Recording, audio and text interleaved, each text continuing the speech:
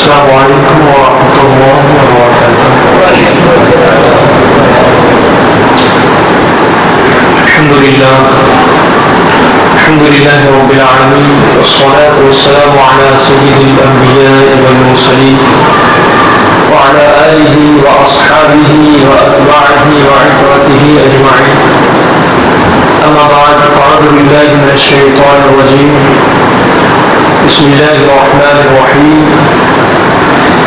سماعون للکذب اکالون للسحت، آمنت باللہ صدق اللہ مولانا العظیم۔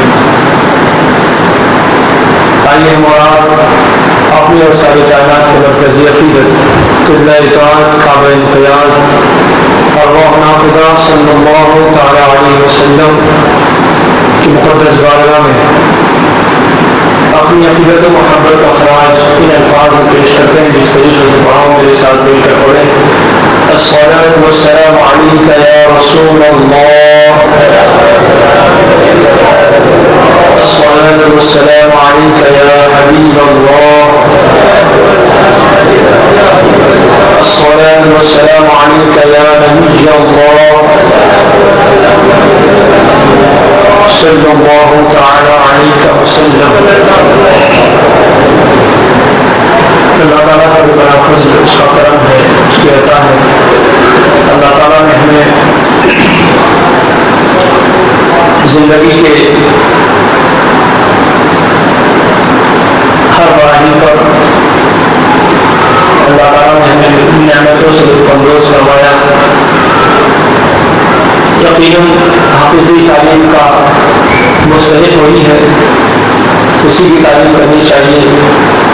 دنیا میں جب جہاں تعریف کسی کی کی جاتی ہو، دراصل تعریف اللہ کی ہی ہوتی ہے، اور حقیقی تعریف کا مستحق بھی وہی ہے۔ لہذا اہل دنیا کو چاہیے کہ جو حقیقی تعریف کا مستحق ہے اس کی خوب تعریف کیا ہے، اس سے اللہ تعالیٰ خوش ہوگا اور نعمتوں میں اضافہ فرمائے گا۔ اور کیوں نہ ہو ہم اس کی نعمت کے محتاج ہیں، آغاز سے اخیر تک ہم ہمارے وجود سے لے کر ہماری انتہا تک ہم اللہ کی نعمتوں کے منتظر ہیں، محتاج ہیں۔ تو اگر نعمتیں نہ دیں اور اپنے فضل و احسان کی بارشیں ہم پر نہ فرمائیں تو ہم یقیناً بہت مجبور اور لاچار ہیں۔ اور یہ عاجزی، انکساری، یہ لاچاری، یہ مجبوری بندہ اپنے رب کے سامنے پیش کرے تو اللہ تعالیٰ اس پر اپنے نعمتوں کی انتہا فرما دیتا ہے۔ شرط یہ ہے کہ خلوص دل کے ساتھ بندہ اپنے رب کے سامنے اپنے آپ کو عاجز قرار دے، اپنے رب کے سامنے اپنے آپ کو مجبور کر انکسار اور نہایت انکساری کے ساتھ اپنے آپ کو رب کی بارگاہ میں پیش کر دے، اللہ تعالیٰ اس پر نعمتوں کی بارش فرما دیتا ہے۔ جمعہ کا دن ہے، بڑا ہی مبارک ہے، متبرک ہے۔ ہم سب اس دن کی فضیلتوں سے مالامال ہو رہے ہیں۔ اللہ تعالیٰ نے اس دن کی بڑی شان بڑھائی، اور اس دن اللہ تعالیٰ نے زمین پر حضرت آدم علیہ السلام تسلیم کی شکل میں حضرت انسان عطا کیا۔ دنیا کا آغاز بھی اسی دن ہے اور دنیا کی انتہا بھی اسی دن ہوگی۔ جو بیچ کا دن ہے رب کی بارگاہ میں کچھ نہیں۔ حدیث پاک میں سرکار فرماتے ہیں کہ اللہ کے نزدیک دنیا کی حیثیت بالکل اتنی سی ہے، یعنی نہ کے برابر ہے۔ حدیث پاک کے الفاظ ہیں کہ جناح بعوضۃ، مچھر کے پر کے برابر بھی نہیں۔ کتنی بڑی دنیا میں رہ رہے ہیں ہمیں اندازہ ہے، لیکن جس نے اسے بنایا ہے، جس نے اسے سنوارا ہے، اس کے نزدیک اس کی کوئی حقیقت نہیں۔ یہاں تک کہ حدیث پاک میں جناح بعوضۃ مچھر کے پر کے برابر بھی نہیں ہے. حدیث میں سرکار فرماتے ہیں اگر یہ دنیا اللہ کے نزدیک مچھر کے پر کے برابر ہوتی مچھر کے پر کے برابر ہوتی تو ما سقا کافرا شربۃ ماء. حدیث پاک ہے کہ اللہ تعالیٰ کافر کو ایک گھونٹ نہیں دیتا, پانی کا ایک قطرہ اسے نہیں ملتا, ایک گھونٹ نہیں ملتا اسے. لیکن یہ بھی حقیقت ہے کہ دنیا ہمیں عطا کی گئی ہے. اگر دنیا میں عطا کی گئی ہے تو دنیا عارضی ہے, آج ہے کل نہیں ہوگی. لیکن جو دائمی زندگی ہے اس کا کوئی اعداد و شمار نہیں ہے, اس کا کوئی تصور نہیں کر سکتا کہ وہ کیا ہے, کیسا اور کس طریقے کا. اس لیے ہمیں یہ عارضی زندگی عطا کی گئی تاکہ ہم آخرت کی زندگی کے حوالے سے تیاری کریں, مستعد ہو جائیں, تیار ہو جائیں. اسی بے حقیقت دنیا میں ہمیں اللہ تعالیٰ نے بھیجا ہے اور ہماری تخلیق فرمائی ہے اسی بے حقیقت دنیا میں, یہ عارضی دنیا میں, اور ہمیں اپنی عبادت کے لیے پیدا فرمایا. جتنے دن ہم یہاں ہیں اس نے پوری دنیا کی پوری حقیقت کو اجاگر کر دیا. پھر یہ کہا کہ دنیا کی کوئی حقیقت نہیں, لہٰذا جب تک ہو, جتنے دن یہاں ہو, ہمارے تابع میں رہ کر ہماری اطاعت کر کی زندگی گزارو. اس کے بعد ہم تمہیں بلا لیں گے اور پھر ہماری طرف تمہیں لوٹ کر آنا ہے.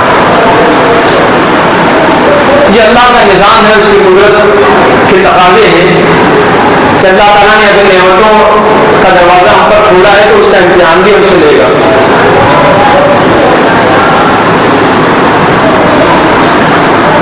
آج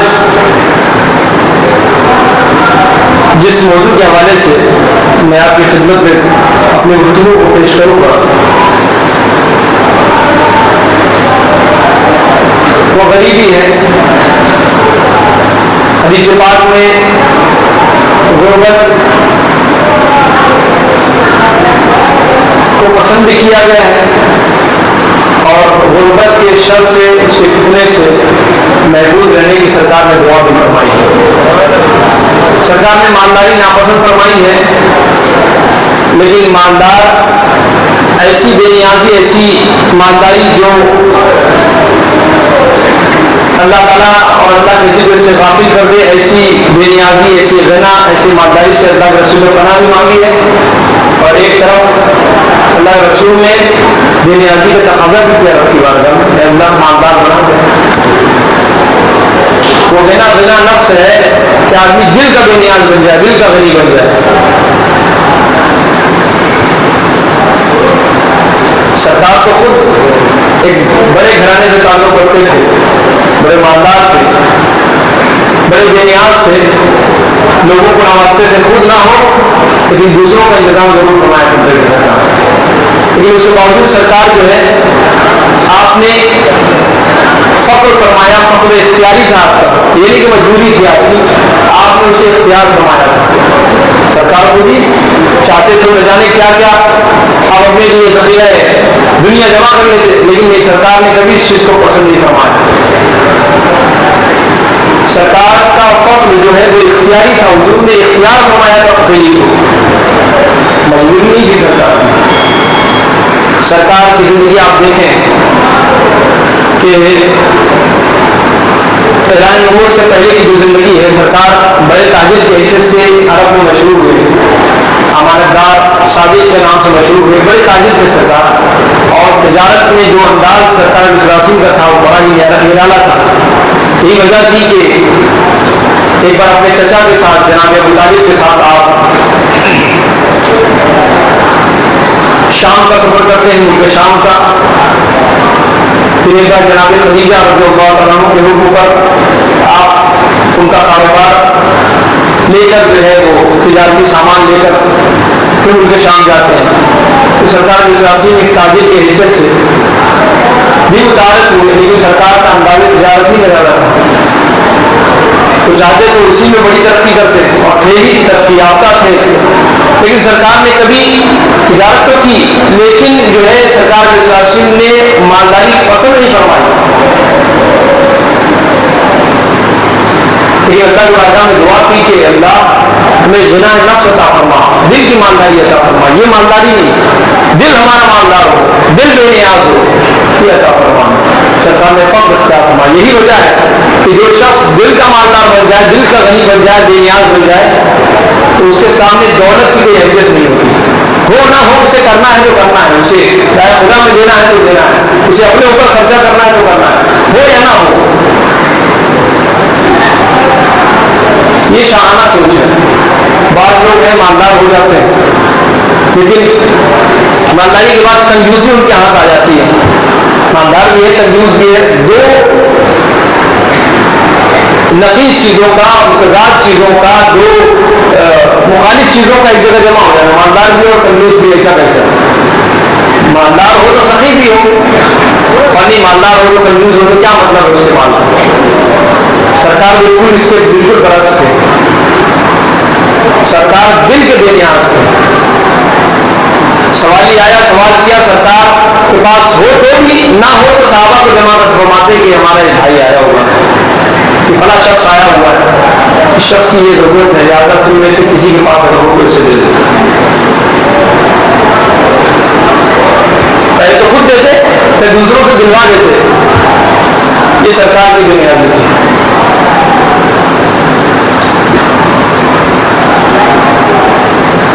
یہ دینے دلانے کی بات،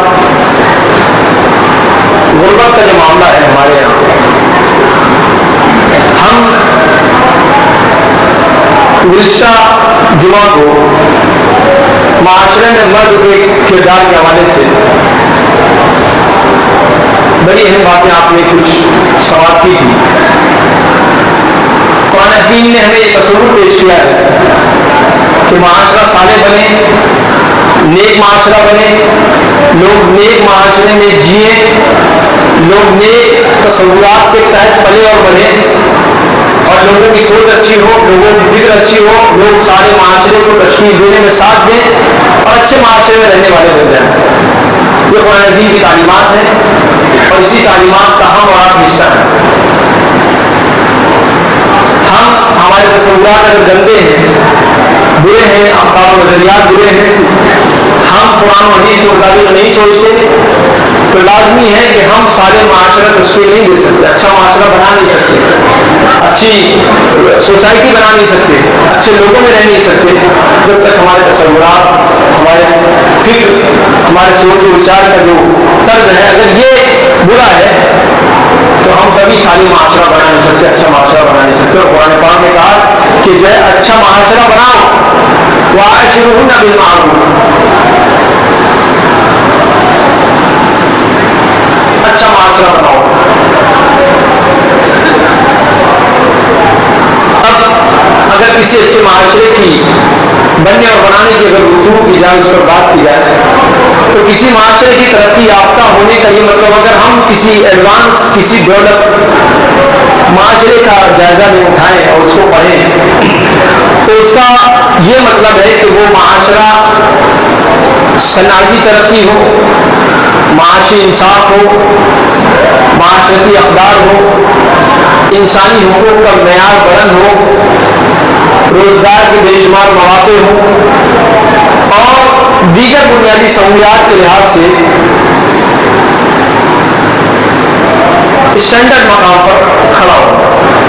ہم انہی تمام چیزوں کا جائزہ لیتے ہیں کہ بھائی اس کا جینے کا جو سلیقہ ہے اس معاشرے کا، اس کی صنعت بہت اچھی ہے، اور معاشی انصاف بھی اچھا ہے کہ معاش کے اندر برابری ہے، ہر کوئی غریب نہیں ہے، ہر کوئی کسی نہ کسی کاروبار سے لگا ہوا ہے، اور معاشرتی اقدار، معاشرے کے اندر کیا قدریں ہیں، کیا ویلیوز ہے اس کو بھی سمجھنے والے ہو، اور پھر انسانی حقوق کا معیار بھی بلند ہو کہ انسان کو کیا حق انسان کو حاصل ہے، کیا جانوروں کو حاصل ہے، جانوروں کا جو حق ہے کیا وہ انسان پا رہا ہے یا انسان کا جو حق وہ جانور پا رہا ہے، کیا ہے، اس میں انیکوالٹی نہیں ہے، نامساوات نہیں ہے، بلکہ برابری ہے.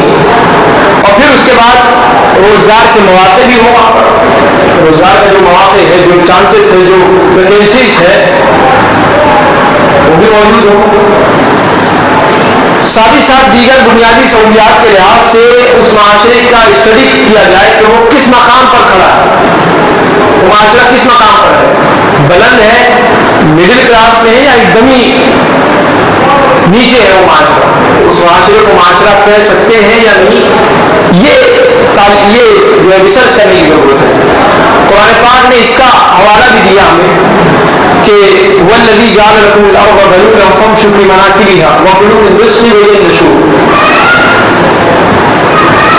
وہ اتنی عظیم ذات ہے پروردگار کی کہ جس نے زمین کو انسانوں کے لیے مسخر کر دیا، زمین کی تمام چیزیں اللہ تعالیٰ نے مسخر کر دی، تمام چیزیں انسانوں کے حق میں دے دی، انسان کو ان کا حاکم بنایا، زمین میں جتنی چیزیں ہیں، اور انسان کو جنب مخلوقات بنایا، اور پھر اس کے بعد اللہ تعالیٰ نے حکم دیا فامشوا فی مناکبها کہ زمین کے اوپر چلو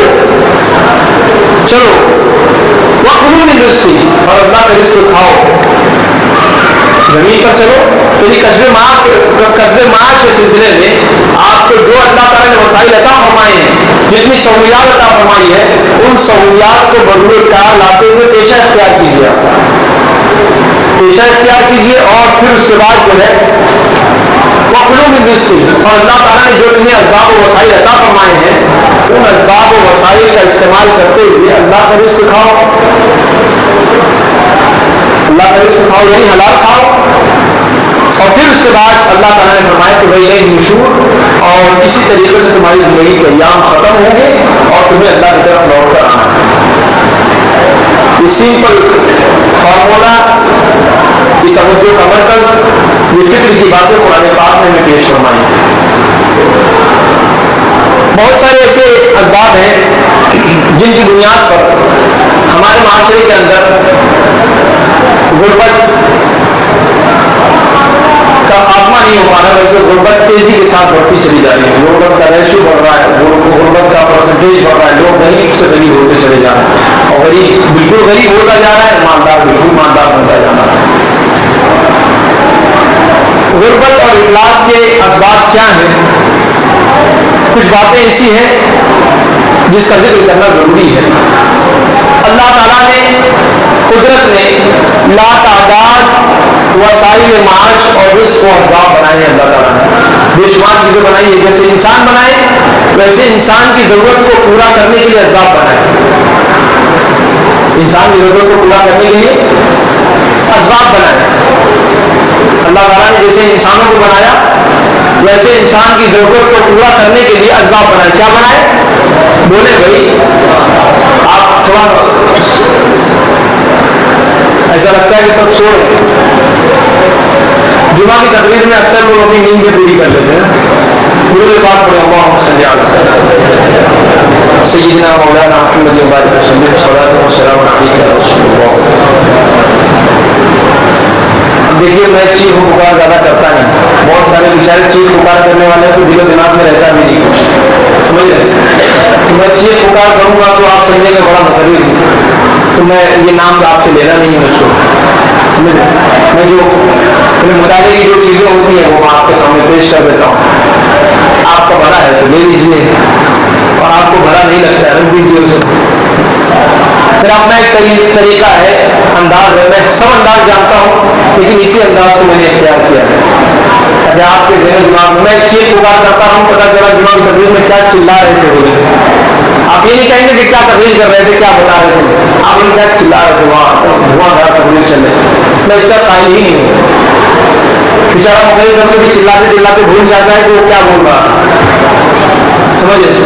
میں جو جانتا ہوں اس کو میں لکھ لیتا ہوں تاکہ اس کو بالترتیب آپ کی خدمت میں پیش کر سکوں۔ آپ اس کا جو مفہوم سمجھے مجھے نہیں معلوم، انسان ہے پھر بھی سمجھ سکتے ہیں آپ، اختیار ہے آپ کو سمجھنے کا، لیکن اچھا سمجھیں گے تو اچھی بات ہے۔ دل کی بات کریں، اللہم صلی علی سیدنا مولانا محمد وبارک وسلم، صلاۃ والسلام علیک یا رسول اللہ صلی اللہ علیہ وسلم۔ جب کوئی بولتا رہے تو آپ اس کا آپ سننے میں ساتھ دیں، بولتا ہے تو آپ سامعین کی حیثیت سے سامعین بن جائیں، آپ سننے میں ساتھ دیں، تو پتہ چلا کہ بولنے والا بول رہا ہے، سننے والا سن رہا ہے، کام ایسے ہی چل رہا ہے۔ کتنے بیچارے جھونکے لگا لگا کے کتنوں کا وضو بھی بعض اوقات جو ہے ڈوب جاتا ہے، احساس نہیں ہوتا، دماغ بھی عموماً ایسا ہوتا ہے، در اللہ تعالیٰ ہم سب کی حفاظت فرمائے اور ہم سب کو جمعہ کی خطبے کی اہمیت کو سمجھنے کی توفیق عطا فرمائے. تو غربت کے کچھ اسباب ہیں. اللہ تعالیٰ نے بے شمار انسان ہے اور انسانوں کے لیے انسانوں کی حیثیت سے چونکہ اشرف المخلوقات ہے وَلَقَدْ كَرَّمْنَا بَنِي آدم, بنی آدم کے سر پر ہم نے تاج کرامت رکھا ہے. بڑی بلند مخلوق ہے انسان. جس قدر انسان ہے اسی طریقے سے اللہ تعالیٰ نے اسباب و وسائل پیدا فرمائے. انسان کی ضرورتیں انسانوں سے جڑی ہوئی ہیں. جو جس معاشرے میں رہتا ہے اسی معاشرے میں وہ مشہور ہے. کوئی کسی کا حجامت پیشہ ہے, کوئی بکری والا ہے, کوئی جوس والا ہے, کوئی چپل والا ہے. اس طریقے سے جو ہے انسانوں نے اپنی ضرورتوں کو اپنے معاشرے میں منحصر کر دیا ہے. کوئی کسی کی جنرل اسٹور ہے, کوئی بنیا ہے, راشن وغیرہ کی ضرورت پیشہ. اس طریقے سے انسان اپنی ضرورتوں کو وہی پوری کرتا ہے اپنے معاشرے میں. تو انسان کی ضرورتوں کو اللہ تعالیٰ نے ایک دوسرے کے ساتھ منحصر فرمایا. ایک انسان دوسرے انسان سے جڑا ہے ضرورت کے تحت. تو اسباب, وسائل معاش, رزق اور اسباب اللہ نے پیدا فرمائے ہیں, لا تعداد ہیں. اور تقسیم کی ذمہ داری انسانوں کے سپرد کر دیا ہے. تقسیم کی ذمہ داری اللہ تعالیٰ نے انسانوں کے ذمہ سپرد کر دیا ہے. ایک کمپنی ہے مثال کے طور پر, اس کمپنی میں 100 ورکر کی ضرورت پیش آتی ہے. اس کمپنی کے کا جو ہیڈ ہے, جو اس کا باس ہے, جس نے بنایا ہے کمپنی, وہ ایک ہے طرح کا نام, کمپنی اس کی ہے, لیکن اس نے اپنی کمپنی میں روزگار کے مواقع 100 لوگوں کو دیا. اس نے لگا دیا بورڈ کہ بھائی 100 لوگوں کی ضرورت ہے, لہٰذا ہم کو 100 لوگ چاہیے. ان 100 لوگوں میں بھی وہ اپنا ایک اسسٹنٹ مینیجر کے طور پر رکھے گا. اس کے علاوہ وہ مینیجر اس کے بہت سارے باریک مشوروں میں اس کے شامل ہوگا. اس کی ذمہ داری ہوگی کس طریقے سے اس کمپنی کو مینیج کرنا ہے, وہ اس کی ذمہ داری ہوگی. یہ بہت آئے گا, بیٹھے گا, کوئی بہت بڑے کام ہے تو وہ سنبھالے گا, پھر تو مینیجر سنبھالے گا. اور موقع موقع سے ان کو تنخواہ فراہم کرنی ہے 100 لوگوں کو. تو اس طریقے سے وہ صلاحیت قابلیت کی بنیاد پر اپنی کمپنی کے لوگوں کا انتخاب کرے گا, کون کس پوزیشن میں رہے گا. تو انسانوں کے ذمہ اللہ تعالیٰ نے عطا فرمایا کہ انسان کسے کس حیثیت سے کس کی صلاحیتوں کو جانتا ہے اور کس کو کس حیثیت سے کس پوزیشن پر رکھتا ہے. یہ اللہ تعالیٰ نے انسانوں کے حوالے کر دیا ہے. گیریج میں کام کرنے والا گاڑی سیکھ لے گا, گاڑی بنانا سیکھ لے گا. پہلے سیکھتا ہے تو گیریج کا جو مالک ہے, جو بڑا ہے, وہ سمجھ جاتا ہے کہ اس کی صلاحیت پوری نہیں ہوئی ہے. جب یہ باصلاحیت ہو جائے گا, بنانے کے قابل ہو جائے گا, سمجھنے کے قابل ہوگا تو ہو جائے گا. گاڑی کی کمزوری سمجھے گا اور اس کے بنانے کا طریقہ سیکھ جائے گا, تو پھر اس کو بڑی پوزیشن میں ڈال دیں گے. جب تک نہیں کمپلیٹ نہیں ہوگا, ہاتھ نہیں بیٹھیں گے اس کے, تب تک اس کو سکھاتا رہے گا. کم پیسے دے گا, کم اجرت پر رکھے گا, حسب ضرورت اس کی ضرورتوں کو خالی پورا کرے گا. لیکن جو ہی وہ اس کے ہاتھ بیٹھ گئے, قابل بن گیا, تو اب اس کے ڈیمانڈ بڑھ گئے, اس مزدور کا ڈیمانڈ بڑھ گیا. اب اس کو پہلے کی پگار, پہلے کی تنخواہیں نہیں دے گا, وہ اس کو اس سے زیادہ پگار اور تنخواہ دے گا. اب یہ معلوم ہے کہ یہ اس کام پر انجام دے سکتا ہے. اس طریقے سے بے شمار کام ہے جس کی مثالیں ہم پیش کر سکتے ہیں. تو تقسیم کی ذمہ داری اللہ تعالیٰ نے رزق کی تقسیم اللہ تعالیٰ نے خود عطا فرمائی, اور انسانوں میں جو پوزیشن ہے, اسباب و وسائل ہے, اس کی ذمہ داری اللہ تعالیٰ نے جو ہے انسانوں کے حوالے کر دی ہے. اور لیکن حالات یہ ہے کہ حرص, لالچ, ناانصافی اور استحصال معیشت کے میدان میں بنیادی جڑ اور مرض ہے. کسی کا کوئی غلط استعمال کرے, حرص لالچ کرے. دینا ہے کسی مزدور کو دینا ہے 10,000 روپے, آپ 60,000 دے کر اس کا کام کر رہے ہیں, اس سے کام چلا رہے ہیں, یہ اس کے ساتھ زیادتی ہے. ناانصافی بھی ہے, اس سے کام پورا لے رہے ہیں آپ اور انصاف کے ساتھ اس کو پوری اجرت نہیں دے رہے ہیں. اس طریقے سے معیشت کا بھی استحصال ہے, معیشت کا بھی استحصال ہے. جو کام آپ نے دیا ہوا ہے اس سے بھی آپ جو ہے غلط طریقے سے اس سے پیش آ رہے ہیں, خوب کام کرا رہے ہیں آپ اس سے. آپ نے کہا تھا کہ اتنا کام ہے اور کام سے زیادہ آپ اس سے کام لے رہے ہیں. تو یہ بھی جو ہے یہ ایسی چیزیں ہیں جو بنیادی جڑ ہے، مرض ہے، اور اسی وجہ سے کسی کی غربت کا خاتمہ ہونا مشکل ہے. اسی وجہ سے آدمی غریب کے غریب ہے. بھائی آپ کتنے سال سے کام کر رہے ہیں؟ 20 سال سے. کیا پگار ہے؟ کوئی پگار نہیں. کام کتنا ہے؟ کوئی کام نہیں، کوئی ترقی نہیں. انسانوں نے اس کی تقسیم غلط طریقے سے کی ہے، اور نتیجہ کیا ہے کہ مالدار مالدار ہوتا چلا جا رہا ہے، غریب غریب ہوتا چلا جا رہا ہے. تو اس طریقے سے جو ہے ہمارے معاشرے میں غربت کا خاتمہ ایسے ممکن نہیں ہوگا. غربت کا خاتمہ اگر ہم کرنا چاہیں تو سب سے پہلے انسانوں کی تقسیم درست ہو، لالچ و حرص کو دور رکھیں اور انصاف کی بنیاد پر رزق کی تقسیم کریں، اور ساتھ ہی ساتھ جو ہے رزق کی، پوزیشن کی، امکانات کی، اسباب و وسائل کی تقسیم پوری کریں، اور ساتھ ہی ساتھ کسی کا کسی بھی معیشت کے میدان میں کوئی کسی بھی فیلڈ سے جڑا ہو اس کا استحصال نہ کیا جائے، اس کے ضرورتوں کا غلط طریقے سے فائدہ نہ اٹھایا جائے. معلوم وہ ضرورت مند ہے، وہ ہمارے یہاں سے کہیں نہیں جائے گا، لہٰذا آپ نے چاہا کہ ایسا ہے کہ جب یہ جانتا ہے کہ میری مجبوری ہے تو کیا کرتا ہے کہ وہ اس کا غلط استعمال کرتا ہے، اور اس کو جو ہے دینا ہے کچھ، دیتا ہے کچھ.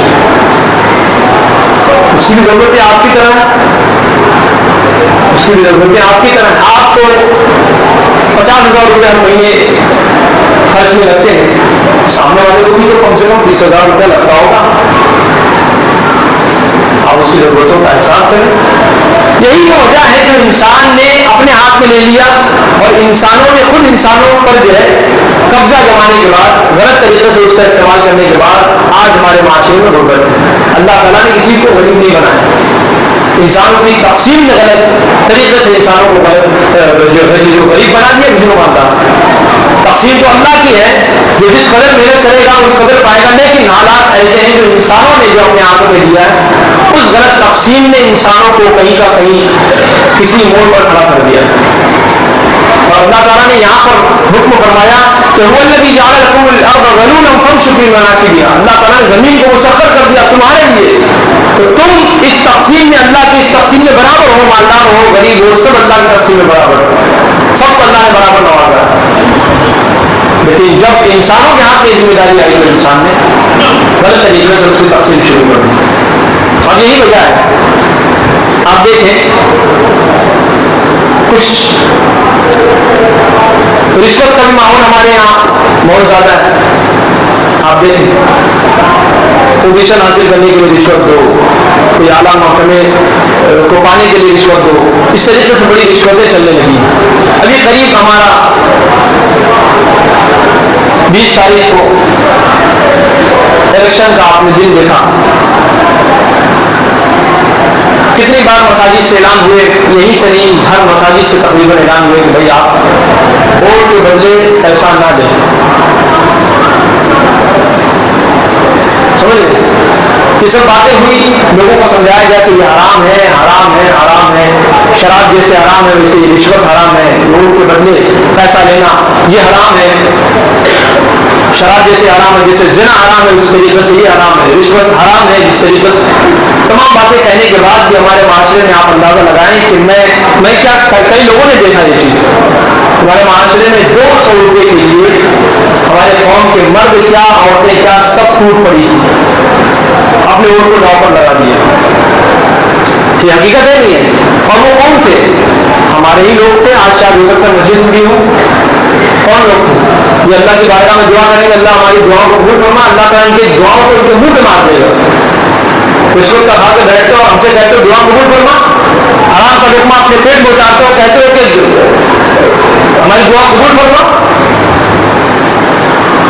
یہ قوم اور یہ پاکیزہ یہ چاہیں کہ ہمارا نگراں، ہمارا حاکم، ہمارا خلیفہ وقت، ہمارا MLA MP جو ہے وہ بیچارہ اتنا باشعور ہو، اتنا اچھا ہو کہ ہم پر ہمیشہ مہربانی کرتا ہے. اچھا MLA ہم کو ملے، اچھا MP ہم کو ملے، اچھا لیڈر ہم کو ملے، اچھا قائد اور سیاسی رہنما ہم کو ملے. یہ ہماری سوچ ہے. پورا معاشرہ رشوت میں ڈوبا ہوا ہے، اور ایک طرف دعا کر رہے ہیں اللہ ہم کو اچھا حاکم عطا فرما. کسی کی دعا کچھ قبول نہیں ہونے والی، سب کے منہ پہ مار دی جائے گی. کوئی ایک عورت رشوت دیتا ہے تو 1,000 1000 اٹھ کر رشوت لے رہا ہے، کوئی 100 اٹھ کر، اس طریقے سے رشوتیں پیسے پر، پیسے کے چکر میں لوگ ووٹ دینے نہیں گئے. بتائیے ہمارے یہاں ووٹ کی جو فیصدی ہے کم سے کم 60 کے اوپر ہے، رشید جو ہے 60 کے اوپر، لیکن 51 یا 54% لوگ ووٹنگ کے لیے ہمارے حلقے سے اور 49-50 کے لگ بھگ جو ہے مشرق سے مسلمان ووٹ دینے کے لیے گئے. آپ اندازہ لگائیں کہ کیا گری حالت ہم نے اپنی بنا رکھی ہے، ہم نے خود اپنی حالت بگاڑ رکھی ہے. اور ہم کہتے ہیں فلاں یہ ہے فلاں ظالم ہے. آپ رشوت پر 200 روپے کی رشوت پر آپ جو ہے، اور اس سے چھوٹے تو بیچارہ کوئی 2000 کی کسی کی ڈیلنگ ہو گئی، کوئی 5000 کی، اس طریقے سے لوگ جو ہے ووٹ بانٹ رہے ہیں. خود ہم کیا کہیں، ایسے ایسے لوگوں کو، ایسے ایسے چہروں کو دیکھا، ایسی ایسی شکایتیں سنی کہ بڑا درد بھی ہوتا ہے، تکلیف بھی ہوتی ہے کہ یہ حالت اگر مسلمانوں کی رہے گی تو آئندہ ان کو کوئی نہیں سدھار سکتا. جب معاشرہ ہی خراب ہے تو لیڈر ان کو کون اچھا ملے گا؟ یہ کون کر رہا تھا؟ ہمارے گھر کے لوگ، ہمارے معاشرے کے لوگ، وہی لوگ جو جمعہ میں آتے ہیں یہاں، وہی لوگ جنہوں نے اس کی حرام کاری کو سنا تھا. قرآن پاک کے روح سے اس کو ثابت کیا گیا تھا کہ قرآن پاک سے یہ چیز ثابت ہے، رشوت حرام ہے. آپ ووٹ دے رہے ہو پیسہ، اسی معاشرے نے سنا. پھر دیکھیے ان کی حرکتیں، اور پھر چاہتے ہیں کہ ہم کو حاکم اچھا ملے، اور ہو ہی نہیں سکتا. آپ کی کوئی دعا قبول نہیں ہو سکتی. آپ نے رشوت کے بدلے، آپ نے جو پیسے کے بدلے آپ نے ووٹ دیا، رشوت لی، اور یہ رشوت کا آپ نے کھایا. اب جتنے دن آپ کھائے ہیں 40 دن کی تو کوئی قبول نہیں ہونی ہے، اس کے بعد کی دیکھیں گے. حرام نوالا آپ نے اپنے پیٹ میں اتارا، تو 200 روپے کے لیے وہ 200 آپ تاپ کے زینت بنائے آپ اس کو کہ یہ 200 کو میں نے حرام طریقے سے حاصل کیا، لہٰذا یہ 200، یہ 5000 ہے، یہ 10,000 ہے. پھر جس کے جتنے بڑے ہوں تو 2 لاکھ میں بھی کیا سودا. کیا والے قوم کو، ان کو معلوم ہے کہ یہ ایسی دکھاؤ قوم ہے کہ ان کے درمیان میں جاؤ ابھی دیکھو فٹافٹ بکنا شروع ہو جائے گی. غربت نہیں ہے یہ لالچ ہے، رشوت ہے، تو غربت نہیں ہے. غریب آدمی غلیظ نہیں ہوتا، غریب آدمی دل کا سخی ہوتا ہے. اس کی اپنی عزت نفس ہے، اس کو اس بات پر گوارا نہیں کرے گا، اس بات کو یہ گوارا نہیں کرے گا کہ اس طریقے سے میں یہ حرکت کروں. لیکن یہ غلاظت ہے ہمارے معاشرے کی، اور وہ جانتے ہیں کہ اگر ان تمام علاقوں میں ہم ایسے کام کریں گے تو کام ہمارا بنے گا. وہ کامیاب ہے اپنی سازش میں. آج ہم کو کیا اچھے اچھے شہر کے بادشاہ لوگ جو یہ سب نہیں کرتے، وہ بہت فکر مند ہے کہ پتہ نہیں کون آئے گا. حالات دیکھنے کے بعد ایک تو لوگ ووٹ دینے کے لیے نہیں نکلے ٹائم پر، سب پیسے کے انتظار میں تھے. دوسرا یہ کہ ووٹ دینے جو نکلے ہیں ان کی تعداد کم ہے.